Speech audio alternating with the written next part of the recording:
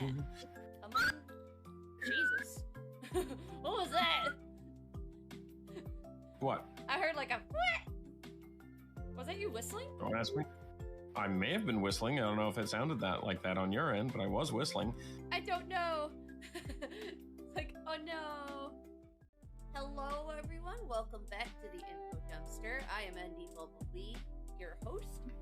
And with us, we have Joe DiNozzi. Hello. Hi girl. How you doing? Hi. I'm okay. That's good. Okay is great. So, first of all,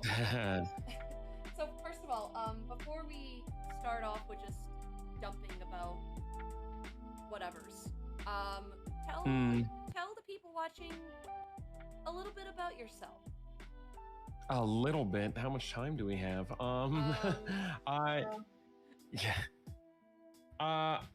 My name is Joe. I'm pronouns she, her. I feel like I am a collection of special interests in a thinly veiled skin suit that I'm currently pumping full of hormones. When I was a kid, my sort of self-appointed nickname when I was a kid was the Uber Geek, because I have, you name it, I have so many wide and varied special interests that take up so much of my time. Geez, what can I get into first? I'm just gonna list off a bunch of them, I guess, because that's sort of the theme of what we're here for, right? Yeah, because you're the type of person that wears a lot, and I even did this when I announced you on like social or whatever. You wear a lot of hats, so to speak. I really do. And I can confirm this for true. I have witnessed quite a few of them. You witnessed it firsthand. Yeah, you lived with me for a while. I have so many hats. I'm I'm a producer, director. I run my own theater company. I haven't had a day job since 2015.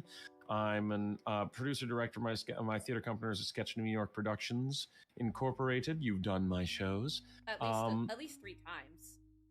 Yeah. But also I am also an actor in my own right. Voice actor. I am a stage combat professional. I am a stage combat teacher and fight director and choreographer, and stage combat teacher. And I sword fight for a living, basically. I have a few Broadway credits to my name. The most recent ones that I've worked on are, I was a member of the fight directorial team for the Broadway shows Passover, Hangmen, and American Buffalo. Mm-hmm. I've also been a performer at Renaissance fairs for the past 12 years, I think. Like I was a director and one of the fight choreographers at the New York Renaissance Fair, where you've also worked. Now I am also touring the American Northeast, largely supporting one of my partners with her independent character, Temperance Below, which is religious satire. I do a lot of audiobooks. Let's see, what else? Professionally, I'm a writer, producer, director, actor. I'm also in the process of developing my own strategy game, a project I put together in quarantine that somehow will not die and seems to be professionally viable. Yep. Which is it's a strategy game, and I'm also, as part of the game world, linking in a partner podcast, I guess you could say it, a live play podcast set in my games world, and you are a player in that as well. Yeah, so for anyone in chat who has heard me mention another podcast, that's the podcast. What is it called? Yeah. Well, the game itself that I'm currently in development is called Fantastic Tactics, and the game podcast set in that game world is called The Endless War. I can talk about the game as one of the things I'm sure I will talk about, but also I have a lot of other things that I can say as well. Personally, that's just me professionally. Personally, I'm trans. I'm a trans woman. I've been out for about 7 months now, almost 8. So I will talk about that endlessly and not shut up about it. I'm polyamorous. Everybody always wants to know everything about that. How does that work? You mean you have multiple partners? You really don't get jealous? And they'll ask me questions about that for an hour and a half. Oh, yeah. I am a RPG geek. I'm a board game geek. I'm a sports geek. I'm a movies geek, theater geek. Literature, you name it. I could talk for a podcast and a half about any and all of these things. That is very true. Sketch comedy. You know, you've heard me talk. You've been in my rehearsals. I'll talk all day. Oh yeah, I'm well aware. I am well aware. But yeah. So yeah, that's a loose introduction for me. What do you want to talk about? I mean, there's a number of things that you could talk about for ages. I mean, so from what I recall so I sent like some questions to guests, like asking what kind of stuff would they like to talk about. For you, I remember that you mentioned theater, safety and consent, New York City, nerdy things, stage combat, the like. But truthfully, there's a lot of other things that you could talk about too. So, I mean, you said that you're... Yeah, so basically, did you just start out as an actor as far as the performance world is concerned? I did, yes. I started primarily as an actor, but you know, I dabbled in other things. I wrote things, I directed things occasionally, but I was mostly an actor in New York City. But that proved difficult to me for a lot of reasons, not the least of which because the entire acting industry is borked. But also because of gender reasons that I didn't know how to articulate at the time, and also because I just found myself capable of doing the other things that other people in the city weren't also trying to do. Yeah. You know, this is a city of 8 million and at least 7 million of them are actors, but there are fewer qualified stage combat teachers and writers and directors and producers. So I do still act, I do still do voice acting, but the producing, directing, and stage combat is what primarily pays the bills. Yeah, exactly. And you teach professionally stage combat, right? I do, yes. I teach my own classes as well as assisting my mentor, my fight master, J. David Brimmer, who is a pretty big name in the stage combat world. He was a recent president of the Society of American Fight Directors. I assist his classes at NYU, as well as many of his gigs. You'll often find me in the smaller byline under his name. Yeah, and I think he's in the podcast too, right? That about your game. Yes, he is in the Endless War podcast. He's also voice acting in that. He's playing a dwarf.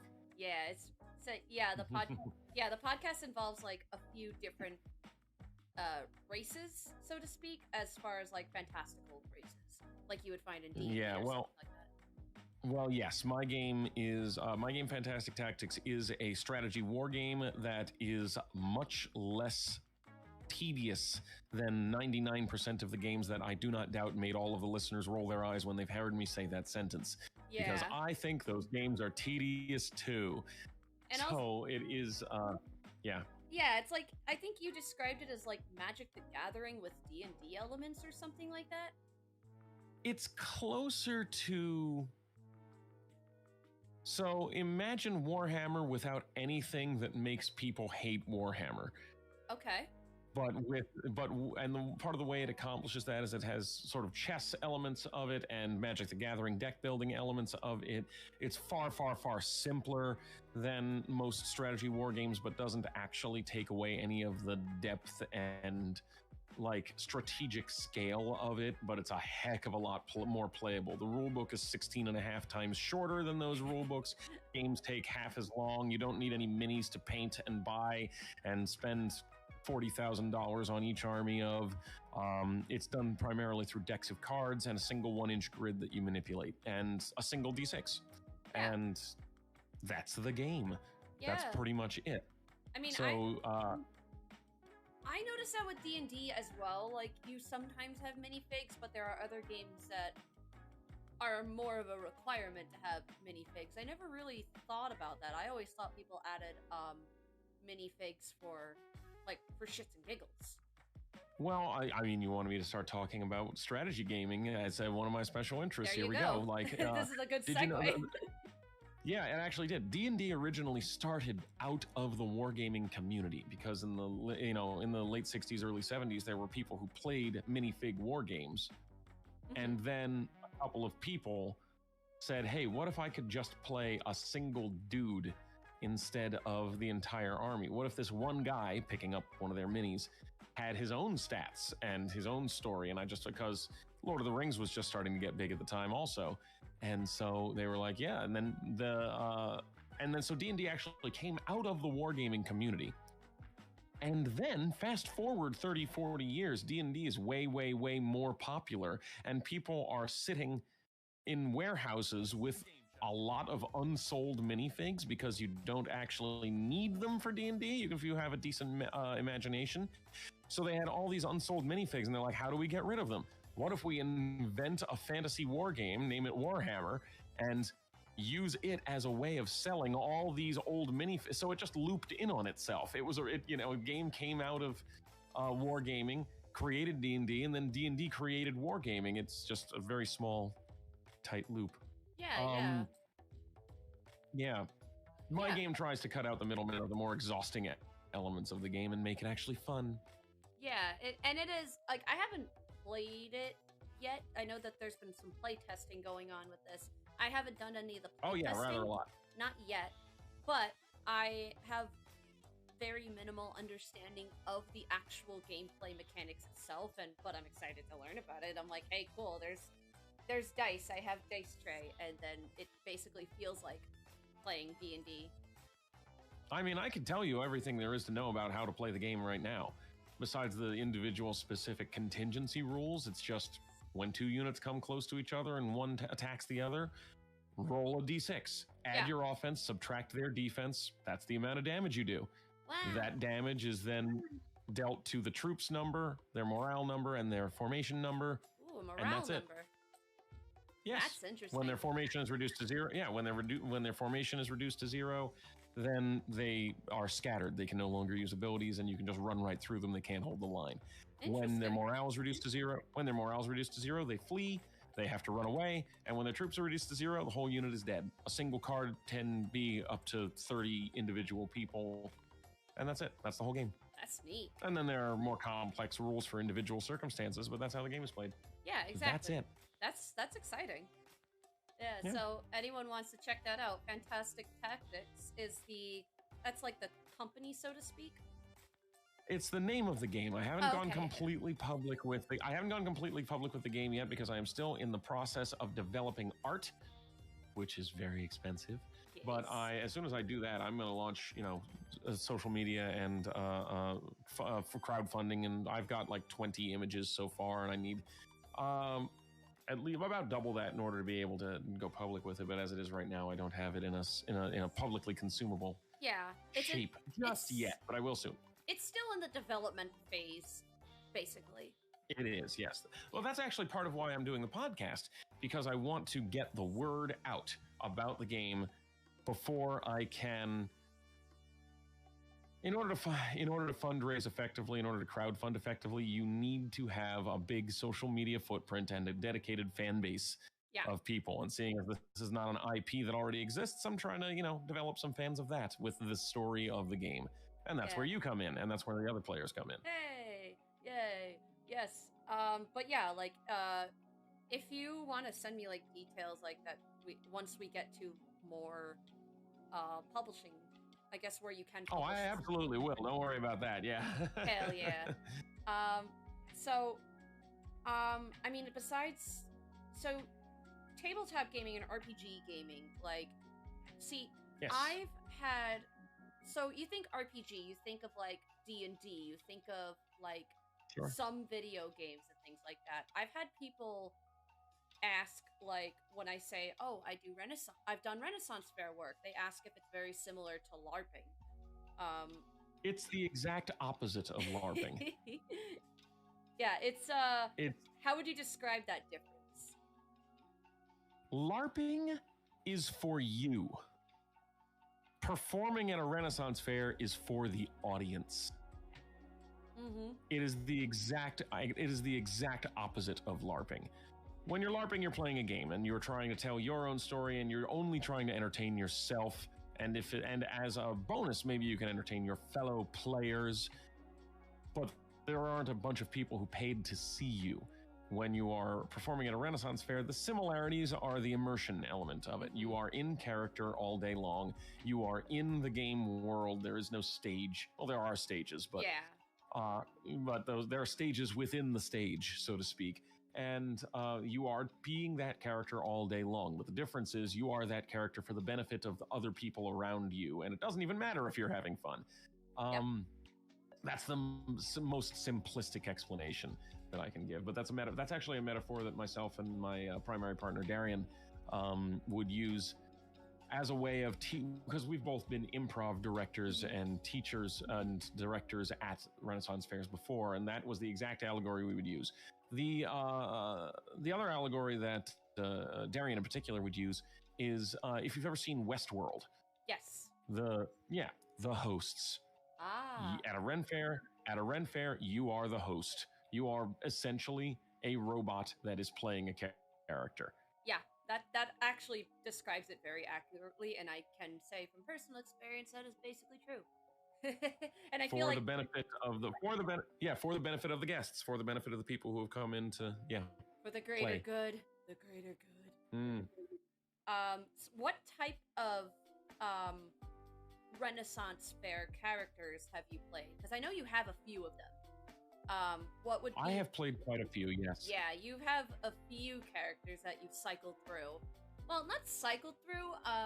It's like you went from one to another, and then like, how would you describe like that arc that I guess you've gone through, or that? Well, my very first character.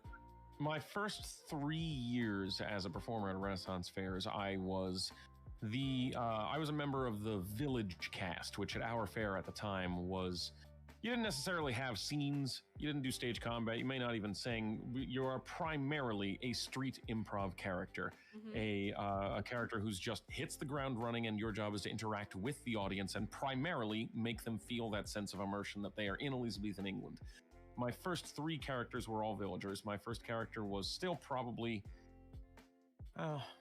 certainly my most infamous, and maybe still my favorite on some level. My very first character's official character name was Sir Henry the Confused. And he was a mild-mannered potato farmer who got kicked in the head by his mule and woke up thinking he was a knight on the Crusades. Yep. So he was constantly charging around at invisible Saracens, running headlong into trees. He had a bucket for a helmet. That was my very, very first character. My second character I wanted to do. Yeah, what was that? Oh, I was gonna say, do you have the bucket helmet? So many years later, Darian bought my helmet from the prop shop, and it is on display in my home. It is above our bed. That's love right there. Hell yeah. So I do in fact own the bucket that I got a visor carved out and lined with leather. It looks like an actual incredibly terrible helmet. Excellent. That was my very first character. My second character, I wanted to do something as different as possible. I was still playing a village character, but I wanted to be a little more civilized, a little more cultured, and something a little wordier and less insane energy run headlong into trees. So I decided to go with a historical character, and I played Christopher Marlowe, the playwright who invented blank verse, and the style that Shakespeare made famous. And he was enormously resentful of that. He hated the fact that Shakespeare was the only playwright anybody knew. He should have been more famous, damn it. Yeah, and that is a historical person, by the way.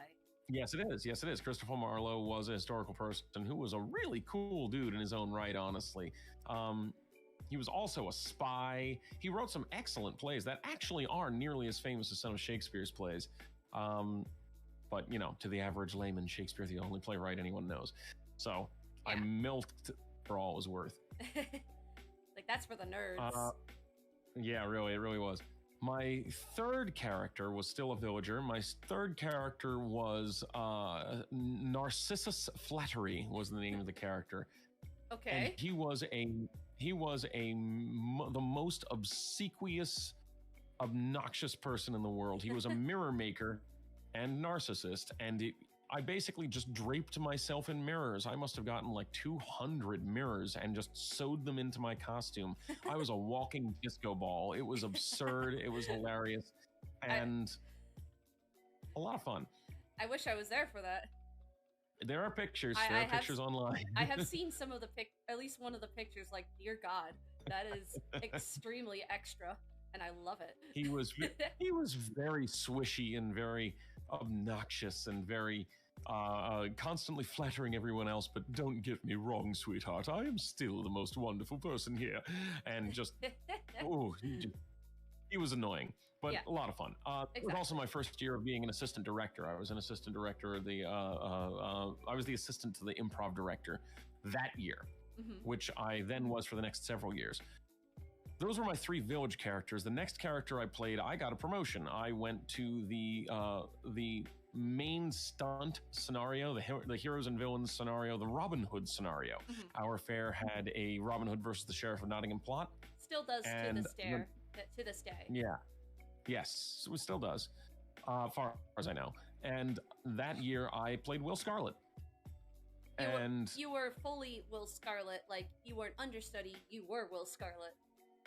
Right. Well, I actually did start as the understudy, but that year, that was my, I was officially, I was going to be another villager, but before the season came up, the person who was going to play Will Scarlet had a conflict and couldn't continue the show. So I went on, and I had a great plot that year. I started off as a sheriff's guardsman and then defected halfway through the day. It was a fun character. Nice. And that was when I first started my career in stage combat as well. I had 11 fights that year. Whoa. Yeah, I was... That's a lot of fights within a day. Yeah, I took stage combat very, very well. Good. And there are some videos online. I was quite acrobatic. That was my first fight year. And then the year after that, I became the character that I would be most well known for, and the character that I played for 7 years. Another historical character, Sir Francis Drake. Was he a sir at the time? At the time, no. At the time, we were playing a sort of a prequel year of like the Queen Elizabeth that was the year they recast the Queen as somebody much, much, much younger. And so we played her at the very, very beginning of her reign. So I was not yet a knight. I was just Captain Francis Drake. But I ended up playing the character for 7 years and eventually did become Sir Francis Drake. He is also a historical character, the second richest pirate in history, a privateer loyal to Queen Elizabeth. Not really a pirate, but don't tell that to the Spanish. They called him a pirate. He was the first man to ever circumnavigate the globe and live. He absolutely wrecked the Spanish's entire naval fleet and almost single-handedly reduced them to. He was incredible. He was a real life superhero, very progressive for the time. He was a champion of the rights of indigenous peoples. He was very, despite the fact that he got his sailing career, he started his sailing career running slave ships with his cousin.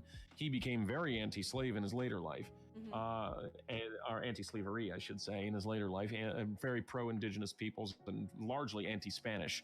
He was a real life superhero. He was unbelievable. Yeah. I played Francis Drake for 7 years. The first year I played him as a member of the court scenario, at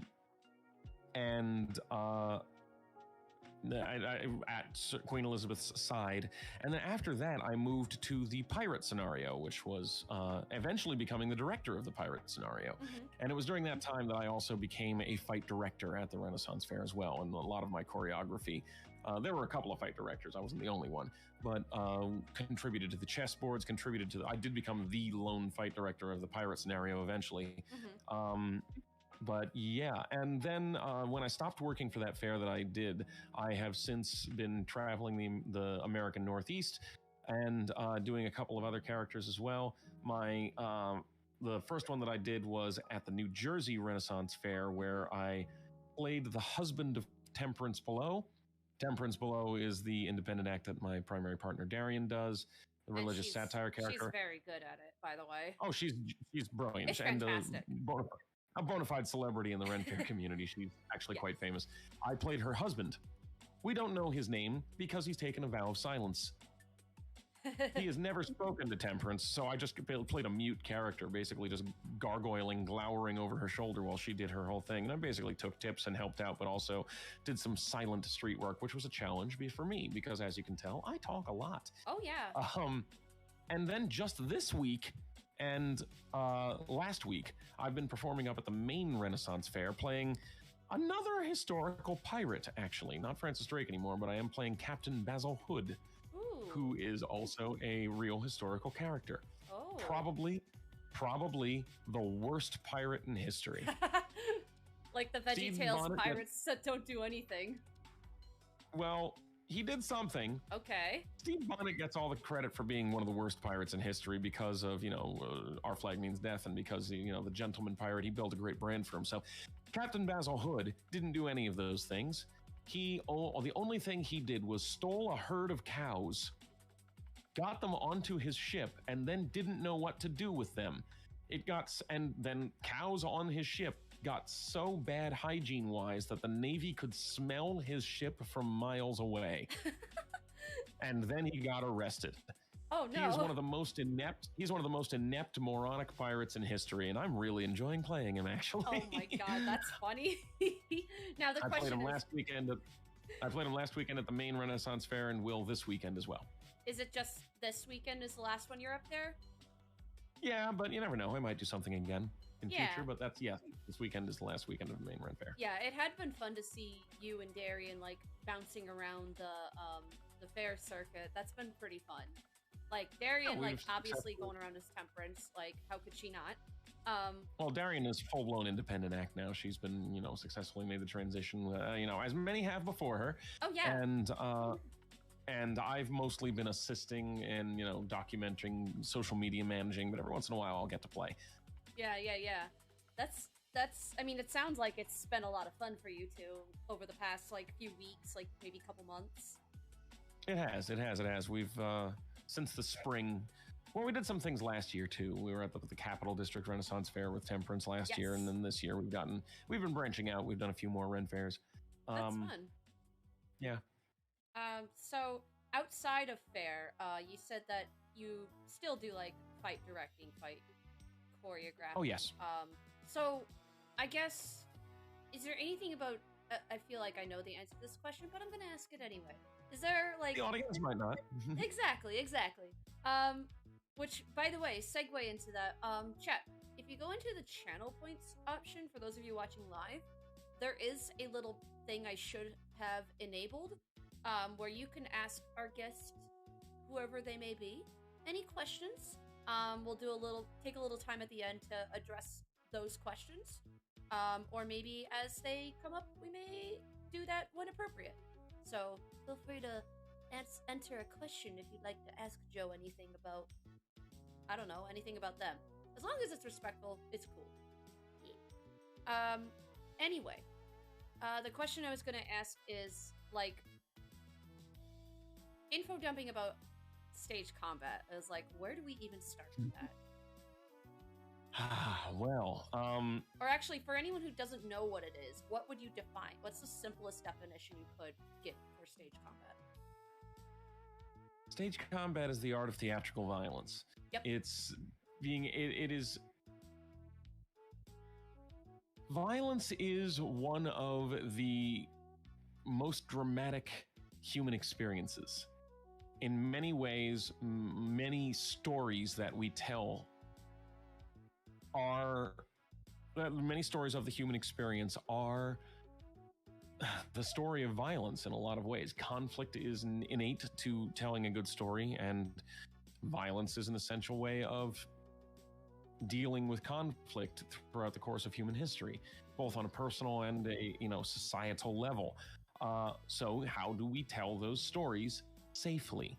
How do we maintain somebody's physical, emotional, and psychological boundaries in a safe way, in a repeatable way, in a way that we can do this production of Romeo and Juliet, potentially 8 shows a week on Broadway, without actually killing each other, because presumably we want to not be hurt in any given day. So it is the study of safety techniques, the study of personal boundaries, the study of taking care of the physical body, and the study of taking care of your fight partner.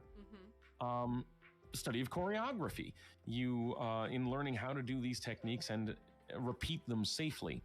And how do you do it in such a way that surprises the audience and makes you look like a badass? Yeah. Makes your fight partner look like a badass and doesn't make the audience think, oh, this whole stage combat thing is really cute, in a way that makes them sit on the edge of their seat and go, oh my goodness, oh wow, oh, whoa, that sword flew, wow, because it's exciting and should be exciting. Or how do we, move the audience on an emotional gut level? How do we scare them in a way that makes them concerned for the safety of the character, not be scared for the safety of the actor, because those are two very, very different things. And a very important difference, I might add.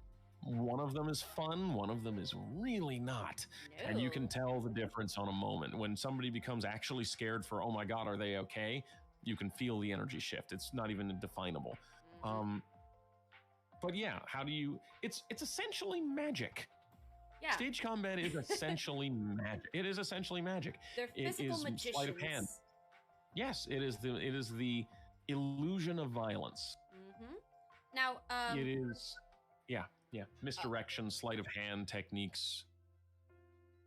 Yeah, I was gonna say. Sorry, you were gonna say something. Oh no, it's okay. I wanted to let you finish, but also now from my understanding of the stage combat world, there are different principles that you would you could be certified in with the what's it called, the primary governing body in the stage combat world is the Society of American Fight Directors, but certification doesn't mean what people think it does. Certification is primarily just a way of progressing within the Society of American Fight Directors. It doesn't mean, just to clear up any misconceptions, it doesn't mean that you can't do a sword fight on stage unless you are certified, for example. It's not really how it works. But yes, there is a Society of American Fight Directors that there are other societies in other countries, but that's the one I'm most familiar with since I live in New York City. And there are 8 primary weapon disciplines. There is unarmed, broadsword, rapier and dagger, quarterstaff, single sword, knife, small sword, and sword and shield. Those are the 8. Those are the 8 primary disciplines that the Society of American Fight Directors offers certification in. There's also a firearms certification course, but that's not quite the same thing. And that's mainly for the directing that you need the certification for, if you're going to be a fight director. Not even. It is primarily for becoming a certified member of, becoming a member of the Society of American Fight Directors, which has its own benefits. But also if you want to advance within the society and become like a certified teacher, for example, and certified teachers can certify other students if they pass. It's this whole thing. Okay. So it's purely like bureaucratic. It's not purely bureaucratic. It does mean something. The certification does carry certain things. If you have a certification in a weapon style, then I automatically know you have had a minimum of 30 hours of training in this weapon style. You have been trained in a way that is consistent and uses consistent language with what I understand and expect that training to have. I know that you know what a parry 7 is, for example.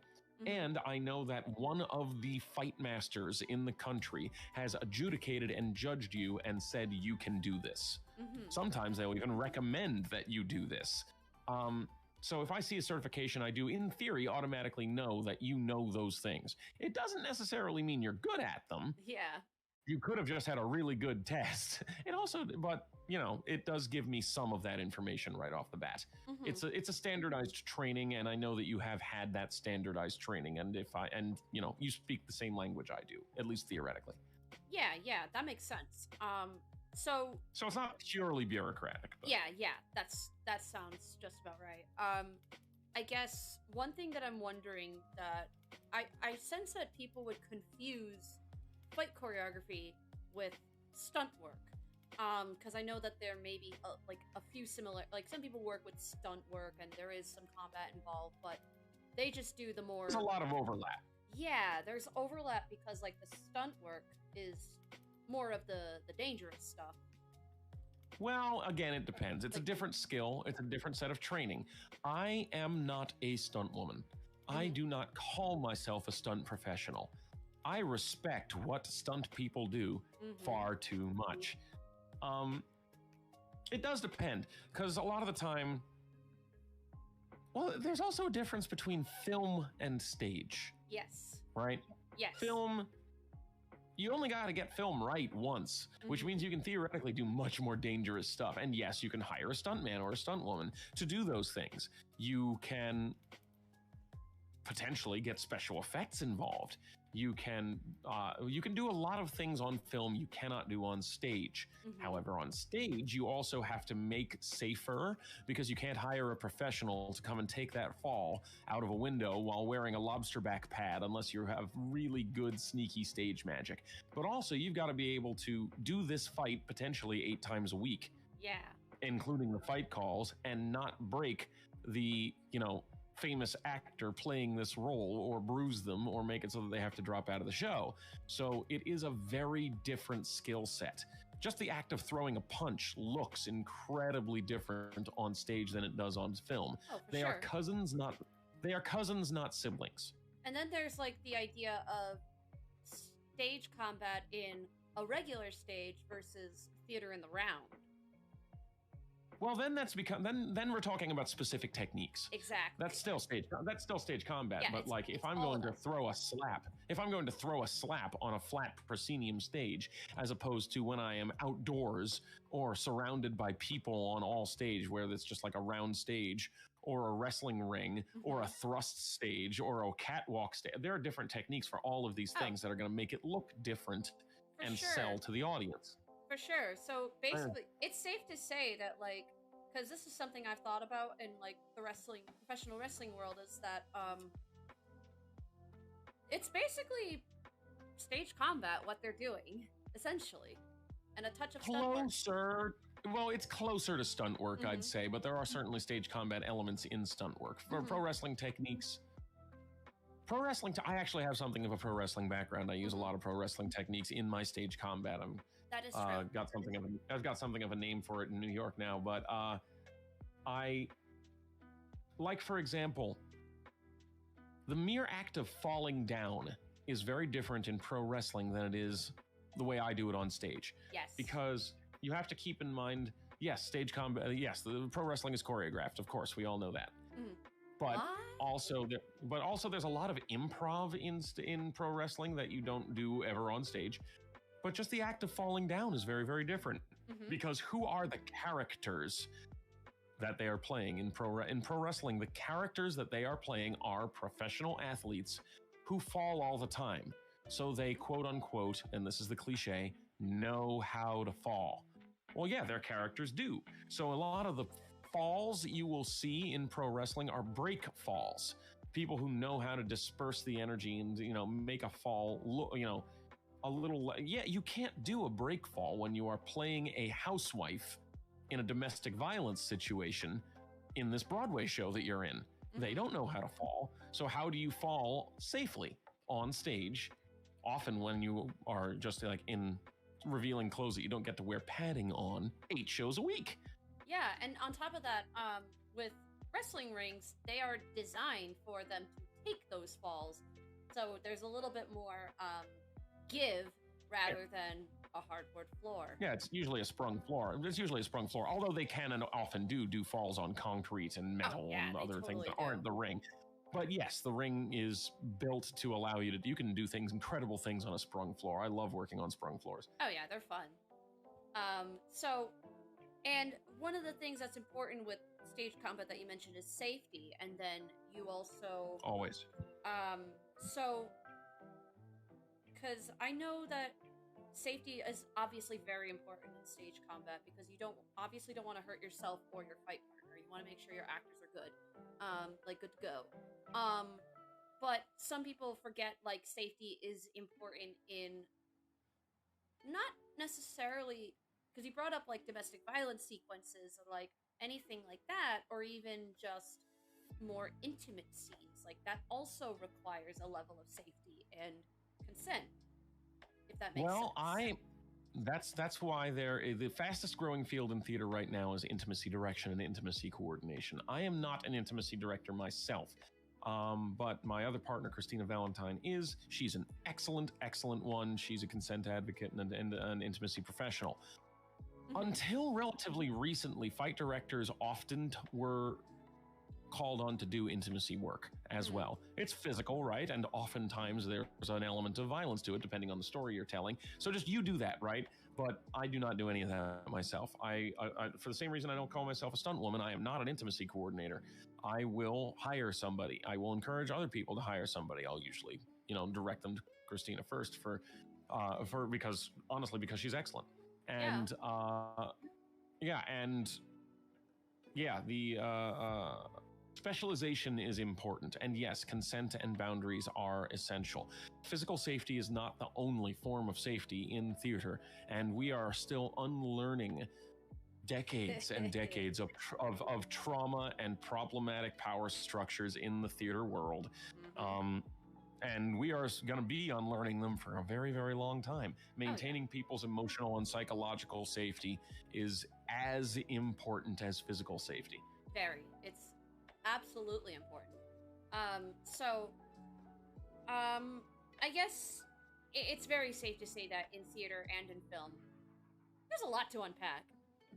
Oh my goodness, yes. Like, it's ridiculous. But that's why you hire specialists. Exactly, because you have, because some people may be thinking of like the incidents that happened with The Crow or the recent one with like that movie that Alec Baldwin produced. Like, it's Rust. why you want professionals hired, because I know with the Alec Baldwin one, it was during the strike, and they hired scabs, basically. In both The Crow and in Rust, there were theoretically qualified stunt professionals attached to the project. Yes. But in both of those cases, they were not there at the time. Nope. Which means, what the heck were they doing things with firearms for? I know. It's people forget how important that is sometimes. Shockingly. Unfortunately, fight directors in particular are kind of the neglected child of theater and film. We do not get respect. We are the last ones called, the lowest ones paid, and there's still no Oscar category for stunt work. Nope, there isn't. They're and not there recognized really should be. in any way. They are not recognized in any way, shape, or form.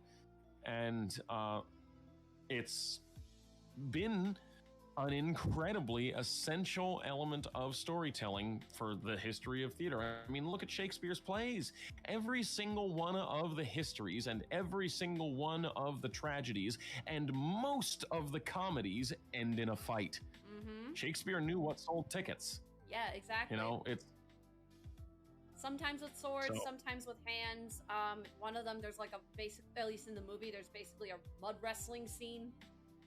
And yet we do not get any respect. On most of the gigs I am hired for, people only think to hire me halfway through the rehearsal process when they're like, hey, we actually can't do this ourselves after all. Can you choreograph this whole 5-minute fight sequence in a week and a half? We open soon. And I have to tell them, okay, we're going to have a conversation about your expectations, first of all. But the opportunities that I get to actually be there from the beginning of the audition process and have my opinion be heard from them is negligible. It never happens anymore. But, is what it is. Now, that last minute call-in, is that more common in, off-Broadway theater and, smaller bits? Or is it, unfortunately, common, even in Broadway theater? Well, it's not. Fortunately, it's not very common in the bigger shows because, especially when there are equity and union rules for hiring. fortunately, they will get you involved from pretty early on. That's good. But for like community theater and off Broadway and smaller projects that maybe only have 2 or 3 producers and, you know, things that are filming that are putting together. Plus people are like, oh yeah, we were always planning on hiring a fight director, but what do you mean you need that much time to rehearse? Oh, Yeah. we didn't realize that. Now we got to play catch up. It's mostly just a lack of understanding. It's an ignorance thing. And, I don't even hold ill will to people for most of it. For most of it, it's pure innocence. Mhm. People don't realize what choreographing theatrical violence entails, and that's why I have a job in the first place. Mhm. After all, if they knew what it entailed, they would probably take it more seriously. Yeah, like a lot of But they don't, which is why I have a job. like more like independent projects may not it's more out of innocent like ignorance to it, like just not understanding better at the time. Yes, it is. It is mostly not malicious, and it's mostly not stupidity. Ignorance and stupidity are not the same thing, and it's mostly still a positive experience, but sometimes a little bit of, you know, temple rubbing. Yeah, it's just like, okay. It's like the difference between they just don't know better, but hopefully they learn from this versus, oh my god, what in the actual fuck are you doing? Well, there are some of those sometimes. Those do happen. Oh, I don't doubt it. It's a wide world. I like to say, and when I say this, people think I'm being glib, but I really do mean it. My job as a fight director is protecting actors from directors who don't know what they're doing. Yeah. And sometimes it's entirely innocent. Sometimes they will not actually be malicious or mean or a bad person to work with in any way, but they just don't realize that. What do you mean that's not safe to do? Yeah. Oh, crap. I didn't know. Go ahead. Jump off that 13-foot high wall. I won't feel a thing. You can do it, right? Well, she said she can do it, so what's the problem? Not even realizing all of the mistakes about consent and boundaries that they're making. It's a whole thing. Yeah, it's just like, what? I actually, I have a friend who was doing a short film, and I don't remember if they told him beforehand, before they went for the shoot, but they included, like, a low-key cliff dive into a lake or something, and it's like, oh! Like, they jump off the cliff and go into the water, and they actually wanted him to do it, and it's just like, what? And he did it, and he was fine. But it was like, see. I'm concerned. I hope they taught you how to do it. Unfortunately, too few actors feel empowered to make decisions about their own agency and boundaries when a director tells them to do something, which is also a lot of my job. A lot of my job is to be able to step in and say, no, we're not doing that. That's incredibly unsafe. If you want to do something like that, here are the conditions that we need to do that, which, you know, is an unfortunate necessity of a lot of productions. Especially with younger... Not a lot, I'll be honest. Like with younger Yes, actors. I'll be clear. I will be clear. Most of the projects I work on are not like this, but there have been enough horror stories that they jump out in your mind. Yeah. Most people at least are, you know, professional and knowledgeable and collaborative and a joy to work with. I've had very few horror stories myself, but I have had a few. And I imagine not gonna name names or anything. Yeah, I've had a few. Of course. And I'm sure you've heard quite a few from your connections that you have or people you know and things like that. Oh my goodness, yes. The stories get around, let me tell you. I'm sure. The stories get around. I could tell a million of them. Now, when you say that, because we talked earlier about you wearing, you know, many different hats and being an all-around geek or nerd. Obviously, we've covered RPG games, we've covered like theater and like the world of stage combat and shit like that. I know that, well, from my experience of being around you for so long, I know that also extends to things like Star Wars and Pokemon. I am also a sci-fi geek. Yes, absolutely. Yes. I am absolutely a Pokemon geek. I have we're on a bit of a hiatus at the moment, unfortunately, the way most games do, but for like 8 years, I was running a Pathfinder game set in the Pokemon universe. Mm-hmm. Yeah, I am an enormous Pokemon nerd. I'm a sci-fi nerd.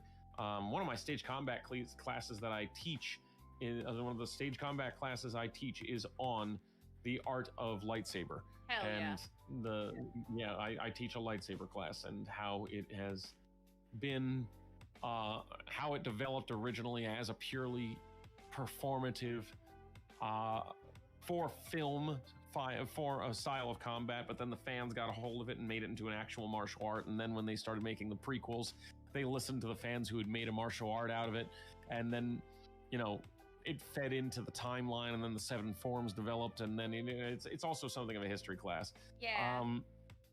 And it's a class oriented towards actors. So, you know, I've choreographed a few Star Wars projects in my day, but most lightsaber classes that you can take out there treat it as either a real martial art for sparring, or or they don't even care about just making.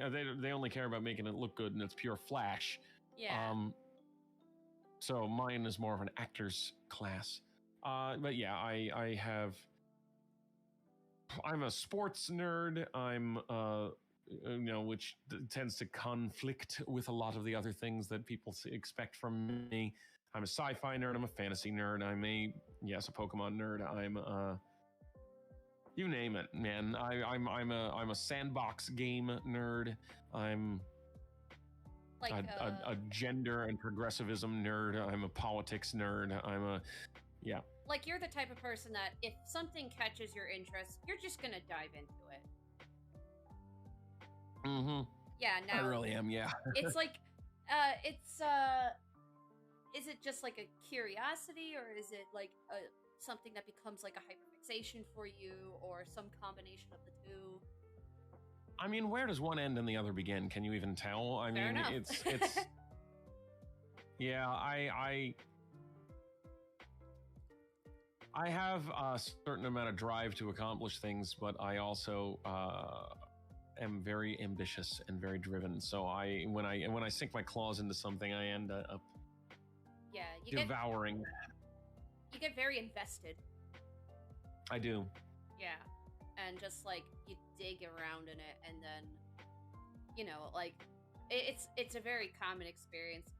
If a hyperfixation kicks in, it's just like that's your focus, and that's all your brain is going to latch onto. Nothing else. Yeah. Unless it's like super when I was important. well, sure. No, yeah, it's the important things that I can't latch onto. Those are the things that are like I really should be thinking about something else. But I was going to say something, but I've forgotten what it is now. Oh, but no. yeah, I think that's pretty much an experience that's not exactly unique to anyone. Yeah, that's valid. Like you yourself, if it's okay with me asking, are you like neurodivergent in any fashion? Like, even if it's self-diagnosis, because self-diagnosis. I have been diagnosed with ADHD, and autism runs heavily in my family. I have, and my eldest uncle has high accessibility needs, and autism was something that was paramount, was focused on very highly in especially my mother's side of the family, ever since the 70s, before anybody knew anything at all about it. Like, and I have never officially been diagnosed, but I have had therapists tell me, yeah, probably. And you know, it's not an official diagnosis, but it's enough for me functionally to at least be able to understand what people are talking about when they, you know. But I'm definitely ADHD, and like, especially where mental health is concerned, where does one thing end and the other begin? It's all just like labels that you use to describe a series of behaviors. It's not like you can test for an antibody or whatever. Yeah, so exactly. Like, good question. Yeah, and also I'm definitely not. Oh, go ahead. I'm definitely not standard. I mean, I'm trans. The Lord knows that alone is, you know, weird. I mean, yeah, by normal standards, but also like, one, ADHD and autism are very commonly coexist and share so many traits. It's ridiculous. Which is one of the reasons why they tend to coexist so much. Also, lots of neurodivergent people are queer, trans, gender fluid, what have you. It's surprisingly very common. But I myself, I didn't realize I was trans until I was 30. I didn't come out until I was 37. I'm also a lesbian. I'm also polyamorous. I also have, this is how other people do relationships? No. Like, this doesn't work for me. No, I'm not doing that. Yeah, That sounds wrong. Because I have an overdeveloped sense of justice. I have the which seems to be just, caring about things. I know it's caring about things, but people think it's a very autistic trait, and I'm just like, so empathy is an autistic trait? Cool. That debunks. What the hell? That makes no sense to me. I get angry about it. That slaps that myth right in the face. Yeah. Like, don't tell me that we don't have empathy. Come on. When one of the common traits is strong sense of justice, like, bro. Overdeveloped sense of justice, as opposed to what? You mean giving a crap about things is okay? Fine, I guess I'm broken then. Like, sure, I guess, just because I care about. Forgive me for not being a sociopath. I don't know what to tell you. Whoa, it's so controversial. To answer your question, short version, yes. But I was also the type who just sort of raw dogged reality for entirely too many decades, undiagnosed ADHD, undiagnosed whatever. I only just started getting medicated for it within the past year or two, and I don't take my meds as much as I should. So, like, I Lord knows, I got something going on in there. There's something in that noggin. Yeah, whatever. In that body, I mean, what other? I guess, like, just as examples of what other nerdy things would you be able to info dump if given the opportunity to info dump about it? I mean, I honestly, you know me, I could talk endlessly about literally any of the things I mentioned, even slightly in passing. That is true. Whenever people find out I'm poly, they always have a million questions. Whenever people find out, people are always really curious about the trans experience, but they feel bad asking. I could tell you the names and backstories of pretty much everyone to appear in the cantina scene of the original Star Wars. Yeah. I could tell you virtually every member of the 1996 Yankees and their overall stat lines. I'm you name it, I'll talk for a while. I actually now I remember. I actually was explaining. Yeah, I was explaining to someone, I think at my job, like my day job, about we were talking about Star Wars and like the different movies and whatever, the prequels, the new trilogy, I talked about Rebels, and I mentioned like, Darth Maul, they did really well with him in Rebels, and I also mentioned how, I don't know if I mentioned you by like full description. I was like, yeah, an old roommate I had like noticed the slight change that Obi-Wan had in his fighting stance, and why. You're talking about the twin sons fight. Yes, and they didn't know that because they aren't as deeply invested in that, but I thought it was like a cool little detail, like once you explain it. Do you want to... The Darth Maul versus Obi-Wan fight in Star Wars Rebels is probably the greatest example of genius in lightsaber combat history. The whole fight is 4 moves long. The whole thing takes like 2 seconds, and it's just brilliant. I could talk about it, but I would really need to, show people what I'm talking about. Suffice to say, they tell the story of Obi-Wan has been thinking about the fight in which Darth Maul killed Qui-Gon for 40 years, replaying it in his head over and over and over again. Darth Maul tries to use exactly the same move that killed his master, and Obi-Wan perfectly baits him into doing it by adopting his master's fighting stance, and then perfectly counters it in 2 moves. Yep. It's brilliant. It's really good. It's such a subtle change, and yet it just changed the course of the entire fight. I would want a visual aid to talk about that fight. If you really want me to, I can, but it would need pulling up a video. Yeah, but look it up. It's Obi-Wan versus Darth Maul in Star Wars Rebels. It's Star Wars Rebels. The episode is Twin Sons. Yeah, Twin Sons. And it's interesting, and also just pay attention to everybody's fighting style, because everybody does have different fighting styles. Like even Samuel L. Jackson had, Mace Windu had his own sort of thing that he would do. The pod. Like this, but that's cool. It's that like everybody had their own way of fighting, like every character had their own way, like their own style. Absolutely, this is what building a character is, and these are things I think about when choreographing. Exactly. What a lot of the questions that I usually ask people when I'm called in to choreograph something are, okay, who is this person that you're playing? And they'll usually say, I'm Romeo. That's not what I asked. Who are they? Where did they come from? Were they trained? How do they move? Do they have any kind of experience that would bring them into something? Like, tell me about how they act. And, from there, you can usually build the fight from there.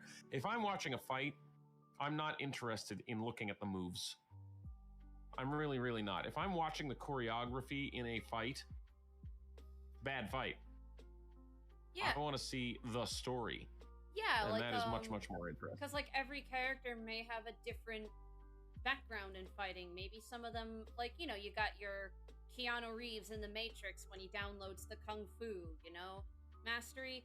But you also may just have a regular person who has never been in a fight in their life, and somehow they're in this fight. Exactly. Right. And it's like, how do you portray, like, I don't know what I'm doing, and oh my god, and maybe they're more defensive, but doing it safely. That's a challenge. That's a big challenge. It can be relatively easy to portray somebody who's a better fighter than you. Portraying someone who's a worse fighter than you is hard. It's like with singing, like you can portray a character who is bad at singing, but that's actually harder than being a character who's good at singing. If you're actually good at singing. You can protect yourself in the, yeah. Yeah, and even like the Faire you saw me in recently, like there was I'm curious from your point of view of the fights that you saw, because I know for my character, our crews, we definitely knew how to fight, or at least mostly knew, because for show and for realsies. But it was interesting to think about, do the other pirates know how to do that? The Royals obviously have their own training because they have, one, fancier weapons, but two, like, I guess what I want to ask is, did you notice there was that, like, more characters seemed like they had an idea of fighting versus other pirates who may not be as knowledgeable at fighting, if that makes sense? Yeah, I mean, yeah, sure, to a degree. It's been a few months since I've seen it. I don't think I could get specific, but I'm also just not in the habit of critiquing other people's choreography. You know what I mean? Yeah, that's fair. Like, yeah, if I were your choreographer, I would want to have conversations with you about that. But if I go see somebody else's shows, especially somebody else that I know, and especially if I'm going to go see, I'm not going to sit there and critique their fights. That's rude. Yeah, or just like, oh, that was fun. Yeah, it was fun. Yeah. I went as a patron. I wasn't there as a professional. I went to your fair just as an audience member, and it did its job. I was entertained. Yeah, I've never seen you and Darian be patrons at a fair, so that was very fun to experience. I've always seen you two perform, so seeing you as patrons, it was really fun. Well, it was one of the only times we'd ever been as patrons before. Yeah. So yeah. But yeah, it is fun to explore those types of things. So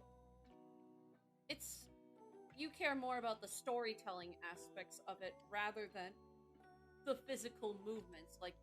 For you, the physical movements don't matter that much as long as the story gets across. I'll go further. They don't matter at all.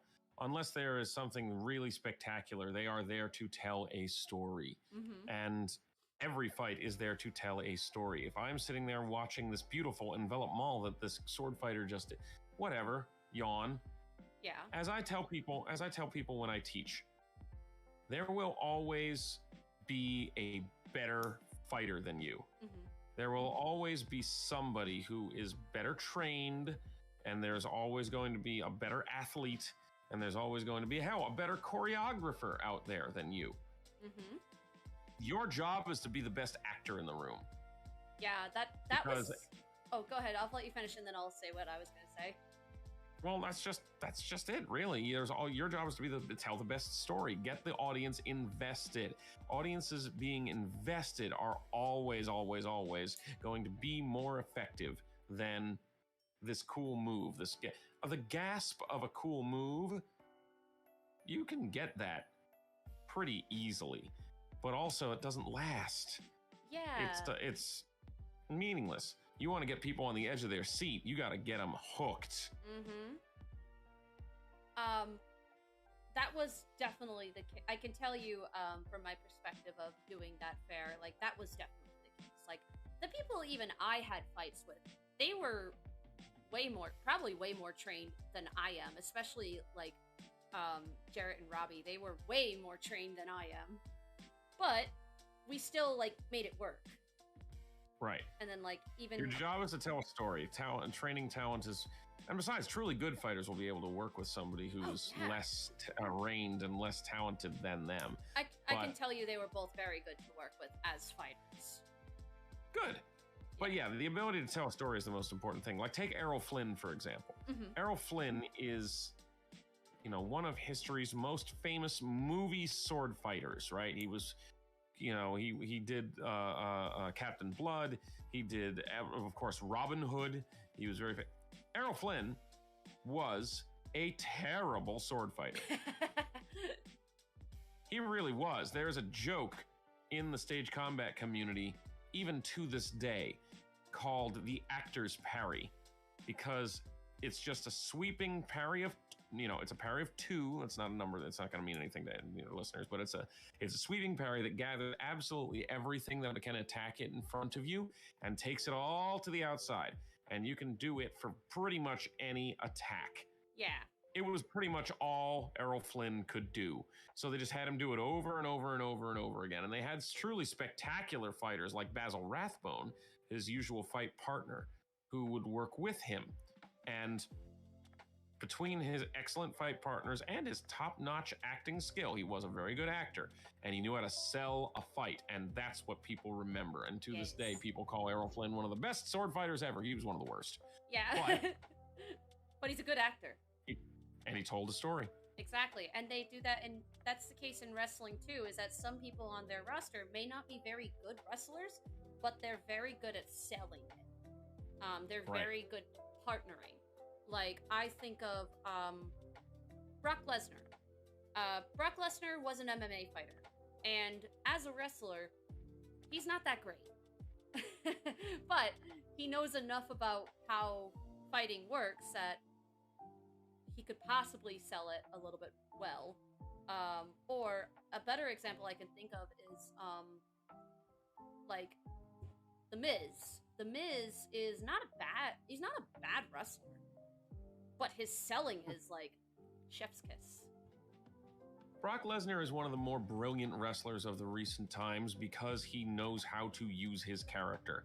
He is a very talented wrestler, but he has intentionally simplified his moveset down to a point where people will know what to expect the second they see him. Mm-hmm. And he knows how to build himself up as an absolutely unstoppable force until somebody like Goldberg comes in and absolutely kicks the crap out of him. Yes. And when he does, he somehow manages to get the crap kicked out of him in a way that still makes you scared of what he can do. Oh, yeah. It's incredible. I've seen him squash people and still be able to get people invested for the next episode. And I've seen him get crushed in a minute and still have people be scared of him. Mm-hmm. It's great.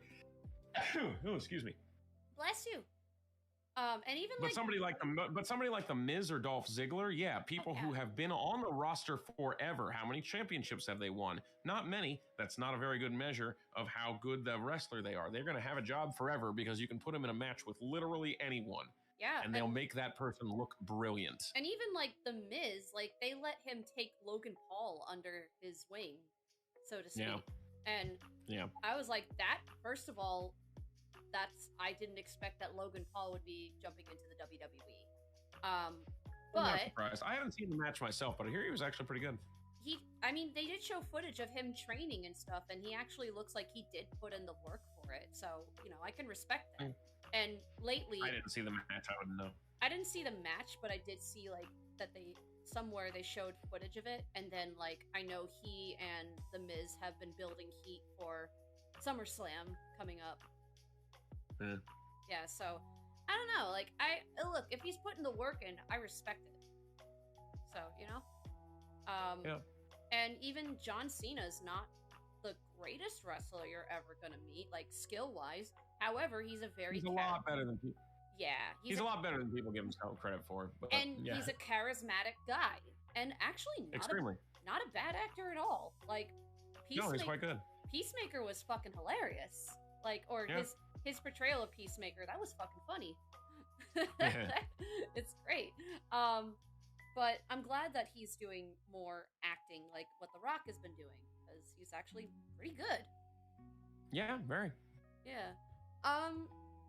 So first of all, I want to open this up to if anyone watching live has any questions. I'm gonna give you like a little warning to get your questions in now before we finish up.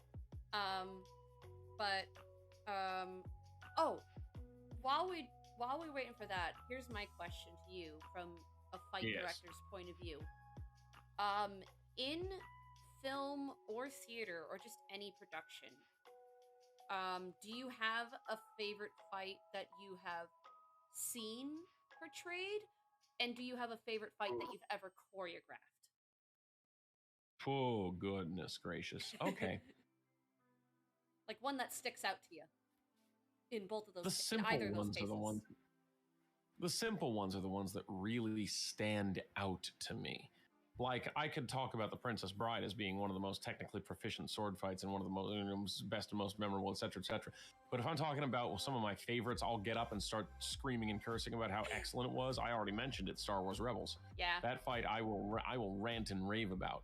Similarly, in terms of favorite fights I have done, I could talk about like some of my Will Scarlet fights where I was acrobatically jumping off of people and getting caught by other people and doing these big flippy things. But my favorite fight I've ever choreographed was at a Ren Fair, and it was just I don't know if I can adequately describe it, but it was a grand melee fight. But the whole melee wasn't my favorite part of it. My favorite part of it was at the very front of the melee, closest to the audience. One little dude charged with a sword straight at a slightly bigger dude whose character was a little bit more of like a whatever, badass type character, charged straight at him, and the guy caught him by the neck and just strangled him to the ground. That was the only move.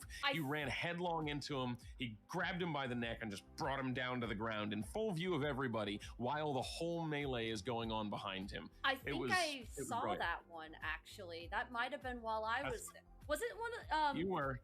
It was part of the nautical scenario, right? Yes, it was. Yep, yes, I was. remember that. Yes, I remember that one. Oh my god, that was funny. That was my favorite thing I've ever choreographed, and it was literally one move. Yeah, it's so funny. Like, even just this little guy, this little weedy underdog character charges straight at Captain Jack Rackham, Calico Jack Rackham, and with a sword, and he doesn't even try. He just grabs him by the neck and takes him down. Doesn't even register the sword. It was the disrespect. It's just there, and for a hot second, I thought you were gonna say that he did a choke slam, but then I remember no, and then you continued. I was like, no, wait, I remember that. No, it wasn't even a choke slam. It wasn't even a choke slam. Nothing that fancy. He just strangled him. He just grabbed him by the neck, strangled him, and brought him down to the ground. That's it. One move. Go to sleep. Go to sleep. That was similar to one of our fights that we had at the fair we just did, where one of my favorite bits in the first clash that we had was when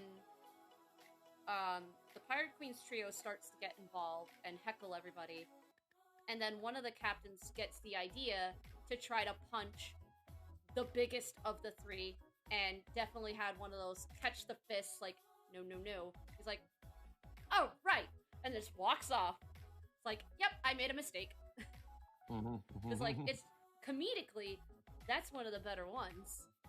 And then versus another one who basically got clocked on the head or in the face like 3 times within like 2 minutes. But he keeps trying to enter himself in, and then he just gets uppercutted or something. And someone calls him, he turns around, bam! But that's fun. So, and I do like when you say the Princess Bride, are you talking about the scene with the Men in Black and Inigo Montoya, or are you talking about? Of course I am. Yeah, I was like, that's of the course sword I fighting am. one. It's one of the. It is one of the most sword fights in movie history. Yeah, and then if not the most famous. Because there was also the sword fight with Inigo Montoya and the Six-Fingered Man. Sure, also a good fight. It's a very good fight. That whole movie's full of good fights. Yeah, and like even the giant versus the Man in Black is like that was fun.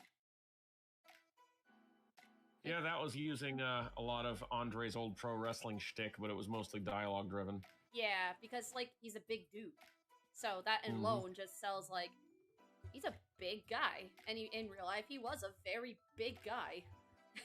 Yeah, I'll say it's like 7'4" at his peak. Whew. He's huge. Are you caught up with pro wrestling at all? Really, admittedly, I don't watch nearly as much as I used to. That's fair. I do recommend watching the women's division over the past like couple years or so because they are fantastic. I watch from time to time, but not very often. Yeah, we've been. Who has the time these days? Yeah, my partner and I have been watching some of the Royal Rumbles from like the past like 3 years or so. Like, I do make an effort to watch WrestleMania every year. I do make an effort to watch the Royal Rumble every year. Every once in a while, I'll watch a couple other things, and I keep vaguely aware of what's going on. But yeah, but the women's division has gotten fantastic, and that's good. Really fun.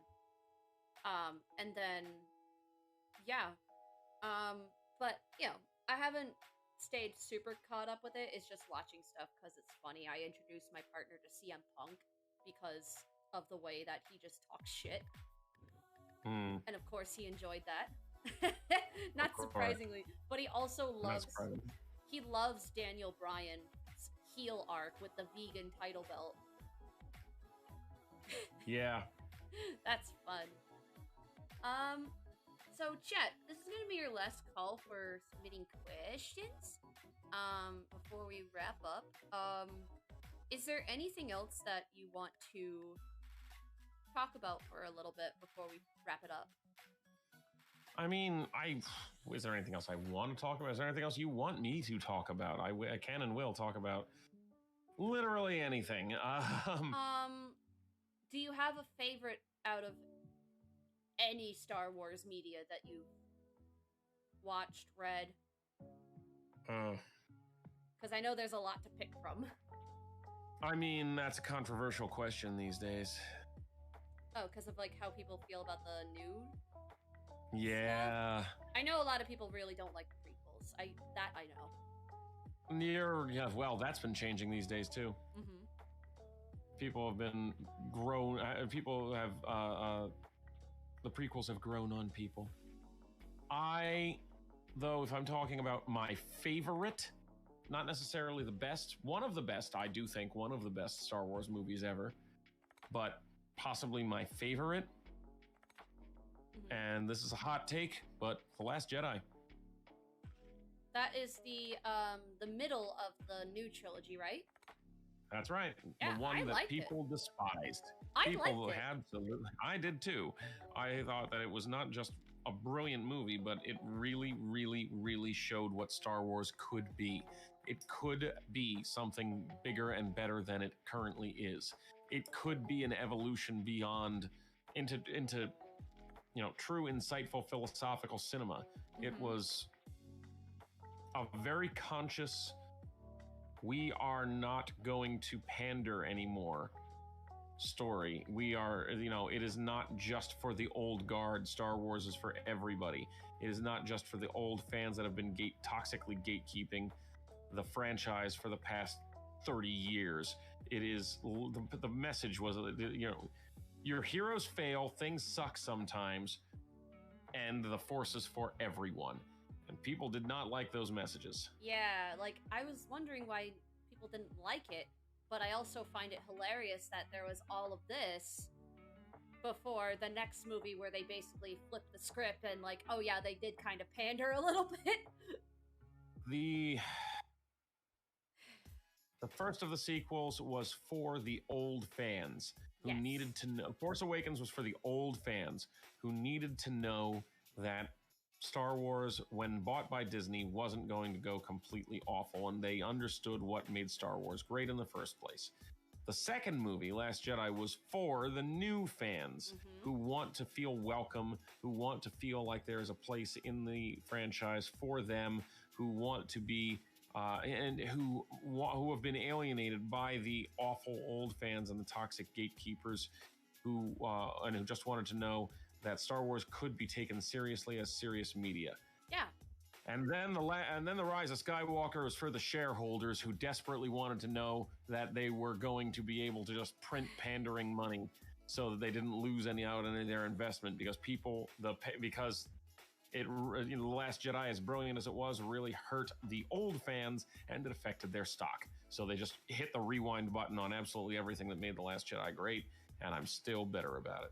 And they definitely dropped a lot of quite a couple of plot points that they had been building up this entire time and just completely shoved it under, like... I wanted to see Finn lead a stormtrooper rebellion. That would have been so cool! They also... I know. They did Captain Phasma dirty. Yeah, they did. They did Rose dirty, they did Finn dirty, Captain Phasma. Yeah, they maybe even did Kylo Ren a little bit dirty. They absolutely did. Well... Like, he has an emotional arc, but it could. Not everyone deserves a redemption story. Yeah. Kylo Ren is not Darth Vader. Darth Vader was a victim. Kylo Ren is an abuser. Yeah. So, I don't know. There was so many things, and it's like, okay. I guess they wanted Ian McDiarmid to make an appearance. Oh, I'm fine with that. Ian McDiarmid is fine with anything. He was the only good thing about the movie as far as I'm concerned. I like Ian McDiarmid. Also, I will say The Rise of Skywalker was probably the most Flash Gordon of any Star Wars piece of media ever. It felt like a 1950s serial. And that is what inspired Star Wars originally. And there's something to be said. It was corny, it was cheesy, it was everything I had hoped Star Wars could be better than, but it's everything that Star Wars was inspired by. Yeah. So if you're just looking for fluffy, innocent fun, it was stupid and fun in places. I just wished it could have been better. Oh, yeah. And Last Jedi made me think it could have been better, so I was kind of heartbroken. I guess it was just after that, the expectations, you know? Mm-hmm. All right. Before we go, one last thing I want to ask. Is there anything that you would like to promote? Like, it could be anything you're doing, anything someone you know is doing, like, anything you want to promote. The floor is yours to promote that now. I am doing a lot of things all the time. If you are in New York City, my theater company, A Sketch of New York, performs shows every 3 weeks. Come find A Sketch of New York on Facebook. We're in the process of building a website. That's not quite live soon, but it is in progress. Additionally, I have a couple of films that are coming out soon that I've done fight choreography on, but I don't have any information about those yet. I am doing the Endless War podcast with you, and I don't doubt that you'll tell people more of those details when they come out. I'm still in development for my game, Fantastic Tactics. If you're interested in that, I'm going to be going live with that information soon, as soon as I get a little more art. If you are an artist, come find me. Yes. And can do hyper realistic fantasy medieval hyper realistic medieval fantasy genre. There's the sentence I'm trying to say. There you go. And also, I perform at the occasional Renaissance Fair. Myself and my partner Darian will be up in Maine this weekend performing at the Maine Renaissance Fair. Come see Captain Basil Hood and Temperance Below there. In the immediate future, I think that's all I have at the moment. Awesome. I may also be doing a couple of additional theater projects shortly, but nothing official yet. Cool. And I typed all of this in chat if you saw it pop up down here, or in the chat. Like, I popped up a couple of the things that she has named, and like also just the command where you can find any information on the guest. Your website is in there, so if anyone wants to your resume. My website is also in renovation, but that's, you know, it's a terrible website, but it'll serve. I've seen worse. It's pre-transition, first of all, but you know, it's my information thing. Yeah, it is a lot of pre-transition, but I mean, it's in progress of renovation. Aren't we all? Exactly. Aren't we all? Exactly. Yeah, but Joe, thank you very much for being a part of this. This was cool. Glad to have you. Yeah. Glad to be here. Glad to be here. Yeah, and for anyone watching, we're going to be recording one more episode a little bit later, so stick around for that, and check out Joe at DiNozzi.com. Just a note, Joe has an E at the end of it in this website name, so that you don't get confused. But Pre-transition name. Yeah. Yes. I mean, yeah. But anyway, thank you everybody who came to see it live. Thank you to everybody watching the VOD or just kind of hanging out and chilling. Yeah. Hopefully you're all safe where you're at. You're having a good time zone. And stick around for the next one. If not, we'll see you later on in the future. Bye everyone. Bye-bye.